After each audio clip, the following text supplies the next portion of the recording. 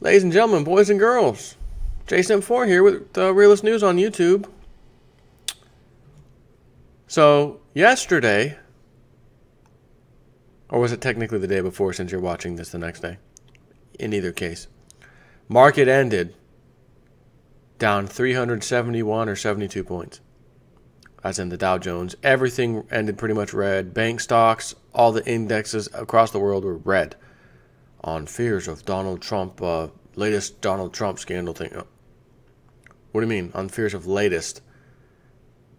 Everything else has been a lie. It's been made up. And the market didn't react anyway since he's been elected.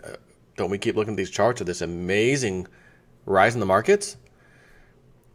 So why would another so-called scandal cause it to fall? Well, who knows, but that's what the news said. So that was one day. Again, today's the 18th, so the 17th of May is what we saw, this horrible, 370 point drop on the Dow. So today, the next day, shouldn't that continue? Or we only have one day of drop based off that news, and then it just continues back to rally. Like, switch on the rally mode, who cares now? What was important a day ago was pretty big news. Well, it was big news, wasn't it? Nope. Next day, not much. Dow Jones ends up 56 points in the green. Oh, no kidding. Huh. You don't say. That's amazing. On some other news that should be pushing all the markets down, but somehow doesn't. Zero hedge. U.S. household debt surpasses such and such date high, hits record 12.7 trillion. I want you to fill in the blank of such and such date. Take a wild guess. U.S. household debt surpasses, I'll give it to you, you know the answer, 2008 high, and now hits a record 12.7 trillion. Now that's debt. But I'm looking at these charts. I looked at one either this morning or yesterday that showed the most bogus jobless number report chart you ever saw in your life. Presented by the government. Here it is. And the jobless numbers haven't looked this good since like 1973 or something like that. 73 or 76. I forget the date. Jobless numbers have never looked better. Fantastic. 4.4 unemployment. Man, come on. Yet, and again, let me go back to food stamps. There's still 40-something, 2, 3, 4, 5 trillion. Billion, excuse me. Wait a minute. Let me try that one more time. Food stamp usage. Somewhere between 42 and 45 million people on food stamps. 2007 to 8, only 24 or so million. So you could safely say it's just about doubled. That has not come down. How can that not come down when we've got the best job outlook ever? Well, ever, as in since the 1970s. How's that possible? Well, I don't know, but I can tell you one thing. More people are in debt. More in debt than we were before. And we wonder why car sales are slumping and restaurant sales are slumping and everything is pretty much slumping. Total debt held by U.S. households has now reached $12.73 trillion in the first quarter of 2017, finally surpassing its $12.68 trillion peak reached during the recession in 2008, according to the New York Fed's latest quarterly report on household debt. Now, granted, you're probably thinking, I know you are, 12.68 trillion to 12.73. So 68, 69, 70, 71, 72, 73. That would be, what, 500 million more? Or 500 billion? 68. Yeah. Stand by. Are we talking billions or millions? Because that's 12.68 trillion. 68 would have to mean 0.68 billion. 12 trillion, 668 billion. Or excuse me, 680 billion, if you will. We're talking trillion. Gotta make sure I know what the hell I'm talking about here. So billions. You're probably thinking 2008, 9, 10, 11, 12, 13, 14, 15, 16, 17. Dang, that's kind of a long time. And considering we're talking in the 12 trillion mark, what's, 3, 4, 500 billion? I get it. Which, well, in this case, it was 0.68 to 0.73, so that would be 68. 70, so 1, 2, 73. What is that, 100? Is that even 100 billion? No, like 500 million. Or no, hold on, I got to figure this out. This is killing me. Stand by. This is absolutely killing me. Yeah, okay, so $5 billion higher, according to my handy-dandy calculator, because that was just throwing me off because it was just 12.68. What was it? What's the other numbers? Is it dead on that 68 or what? But anyways, even that simple math, whatever, an additional 5 billion is how it's calculated. So again, even if it was 500 billion or 50 billion instead of 5 billion, let me go here with you. You're probably still thinking that's a long time from 2008 to 2017 for it to finally just go above it a little bit. Didn't move that much. So is that really that bad? New births were increasing people on this planet, in this country. So, right. But let's not forget. What was the first thing that happened after 2008? Massive credit card write-offs, massive foreclosures, which end up getting written off. So the debt, the consumer debt, U.S. household debt goes away. U.S. household debt goes away. Bank got the house back. You don't owe it no more, whatever. It's off your record. You get a bankruptcy. You've settled with your credit card companies or filed for bankruptcy. There was a lot of that going on. So that 12.73 trillion, as it said, 12.68 trillion, that peaked, finally surpassing the 12.68 trillion peak reached during the recession in 2008. Again, that's when it started. And we saw what happened in 2008, 9, and 10. So that 12.68 trillion in household debt was probably a bit less in 2009, 10, 11, etc. So it had to build up a bit more to get back to where it left off, and then go above it. So that's where we are today, in insanity land, where the markets never stop going up. The numbers are the worst lied things you've ever seen in your life, but the show must go on, and they must pretend, fake it till you make it. Fake the numbers, fake everything. We got fake news. Fake news, fake numbers, goes hand in hand. They're the ones that present it to you when you turn on the TV. Oh, the jobless numbers today were, yeah, sure they were. So here's the quick and dirty breakdown, he says. Let me back up because there was a sentence I missed. Anyways, finally surpassing the 12.68 trillion, which peaked during the recession in 2008, according to the New York Fed's latest quarterly report on household debt. This marked a 479 billion increase from a year ago, and up 149 billion from just a quarter ago, quarter 4, 2016, that is, after 11 consecutive quarters of growth since the deleveraging period immediately following the Great Recession. The quick and dirty breakdown. Total household indebtedness stood at 12.73 trillion as of March 31st, 2017. The increase put overall household debt 50 billion above. Hold on, I calculated 5 billion when I just used my damn calculator. I'm not even going there. Just forget it.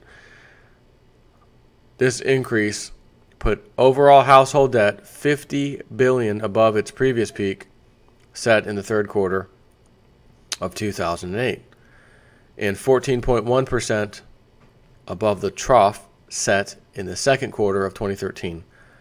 Mortgage balances, the largest component of household debt, reached 8.63 trillion as of March 31st, a 147 billion uptick from the fourth quarter of 2016.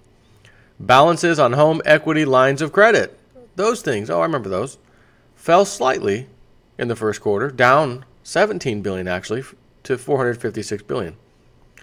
Non-housing debt saw mixed changes, an increase of 10 billion in auto loans and 34 billion in student loan balances, and a 15 billion drop in credit card balances. Now that's interesting, isn't it? $15 billion drop in credit card balances. But then again, are we talking quarterly? Or what are we talking about right now? Again, they first talked about, the 12.7 trillion now from the first or the third quarter of 2008. But non-housing debt, again, saw mixed changes, which wouldn't make sense to me. That, well, hold on. If credit card debt dropped 15 billion, and they're comparing this to, again, the end of 2008 when this crisis started, and then we had all those, again, bankruptcies and whatnot, credit card debt, that was wiped out, so that number would have dropped pretty significantly, and then 2011, 12, 13, 14, 15, 16 starts building back up again, people get back in debt again, and we're back to these high numbers. But even at the high numbers compared with 2008, it dropped $15 billion. So I don't know. Anyways, I got to keep reading this. Despite the new normal all-time high on a relative basis, household debt remained below past levels in relation to the size of the overall U.S. economy. And in quarter one, total debt was 66.9% of GDP, nearly 20% lower compared to 85.4% of GDP in quarter three 2008. That's interesting. Immediately following the 2009 crisis, Americans reduced their debts to an unusual extent. Again, probably because of what I'm saying. Bankrupt, settlement with the credit card company, after 2008. So they're saying Americans reduced their debts to an unusual extent, a 12% decline from the peak in the third quarter of 2008 to the trough in the second quarter of 2013. The New York Fed researchers, cited by the Wall Street Journal, described the drop as an aberration from what had been a 63-year upward trend reflecting the depth, duration, and aftermath of the Great Recession. Okay. Compared to 2008, balance sheets also look different now, with less housing-related debt and more. Make that much, much more student and auto loans. As of this first quarter, 67.8% of total household debt was in the form of mortgages. In the third quarter of 2008, mortgages were actually 73.3% of total debt. So again, people got kicked out of their houses, foreclosed, and that's a large number. A house is the largest thing you'll ever buy. Therefore, it's going to be the most expensive debt you pretty much ever have. So in 2008, that particular debt, 73.3%. As of now, the first quarter, it's 67.8%. We're talking nearly 10 years ago. Student loans rose from 4.8% to 10.6% of total indebtedness, and auto loans went from 6.4% to 9.2%. That's pretty incredible because that's practically a 50% jump in auto loans and in student loans, right? Matter of fact, not even student loans. Student loans went up 100%, right? 4.6 or 4.8%, as they say, student loans went to 10.6. Let's just round those to 5% and 10%. 5% times itself, 5 times 2, basically I'm trying to tell you double it. 5 becomes 10, that's 2 times itself. If you double something's value, it goes up 100%, right?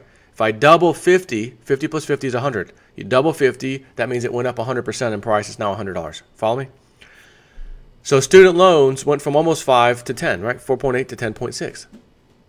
They went up 100% of what it was, is what I'm telling you. Even though the number is just 10.6% more, it's still, the number has doubled, is what that means. The percentage has. And the same with auto loans, 6.5% to 9.2. So you could round that, whatever, 6 to 9, whatever, and it went up 50%, right? Because half of 6 is 3. So if you add 3 to the 6, that's 9. That's 50%. That's a lot on a percentage basis. Total debt and balance composition. Almost 9 years later, household debt has finally exceeded its 2008 peak, but the debt and its borrowers look quite different today. This record debt level is neither a reason to celebrate nor a cause for alarm, but it does provide an opportune moment to consider debt performance, said Donna Hoon Lee, research officer at the New York Fed. While most delinquency flows have improved markedly since the Great Recession and remain low overall, there are divergent trends among debt types. Auto loan and credit card delinquency flows are now trending upwards, and those for student loans remain stubbornly high. They're stubborn, aren't they? Overall credit risk at brisk pace. Overall credit rose at a brisk pace, led by $147 billion in mortgage originations, which I bet are a bunch of ninja loans, no sign doc loans, just sign here, put anything you want down, that kind of stuff. Not all of them, but there was a bunch in there. So $147 billion in mortgage originations, $34 billion in student loans, and $10 billion in auto loan increase. The overall pace of new lending slowed from the strong fourth quarter. Mortgage balances rose 1.7% last quarter from the final 3 months of 2016, while home equity lines of credit were down 3.6% in the first quarter. Automotive loans rose 0.9%, and student loans climbed 2.6%. Credit card debt actually fell 1.9%, and other types of debt were down 2.7% from the fourth quarter. Housing debt. Mortgage balances increased again, while originations declined and median credit scores of borrowers for new mortgages increased, reflecting tightening underwriting. There were $491 billion in new originated mortgages just this quarter. Mortgage delinquencies worsened slightly, with 1.7% of mortgage balances 90 or more days delinquent in quarter 1, 2017. About 91,000 individuals had a foreclosure notation added to their credit reports between January 1st and March 31st, an increase since quarter 4, 2016, although foreclosures remain low by historical standards, they say. Really? Has any of these people who put these standards together taken a look at Zillow.com and saw those blue dots littering the entire country, which mean foreclosures and auctions? We were surprised by the New York Fed's optimistic read on mortgage originations, which declined only modestly, according to Equifax numbers, whereas the biggest U.S. mortgage lender, you know who, fraudster Wells Fargo, recently reported a historic collapse in new mortgage applications, which led originations in the first quarter. Non-housing debt, auto loan balances increased by $10 billion quarter to quarter and $96 billion year to year. Continuing their 6-year trend, auto loan delinquency rates were flat, with 3.8% of auto loan balances 90 or more days delinquent. Credit card balances declined by $15 billion quarter to quarter. Okay, so it was quarter to quarter. But increased by $52 billion if you look at it year over year. So there's an interesting stat. While 90-plus day delinquencies rates deteriorated and now stand at 7.5%. Outstanding student loan balances increased by $34 billion quarter to quarter and $83 billion year to year, and stood at $1.34 trillion as of March 31st, 2017, marking an increase in every year throughout the 18-year history of this series. In quarter 1, borrowers with credit scores under 620 accounted for 3.6% of mortgage originations, compared with 15.2% just a decade earlier. Everybody's approved days, yeah. The inversion at the top was also notable, as borrowers with credit scores of 760 or higher were 60.9% of originations last quarter versus 23.9% in the first quarter of 2007. So that's an interesting flip-flop, isn't it? Unlike housing, however, subprime auto loans have remained abundant, helping fuel the record vehicle sales of recent years as interest rates have been low. Some 19.6% of auto loan originations last quarter went to borrowers with credit scores below 620, down from 29.6% a decade earlier.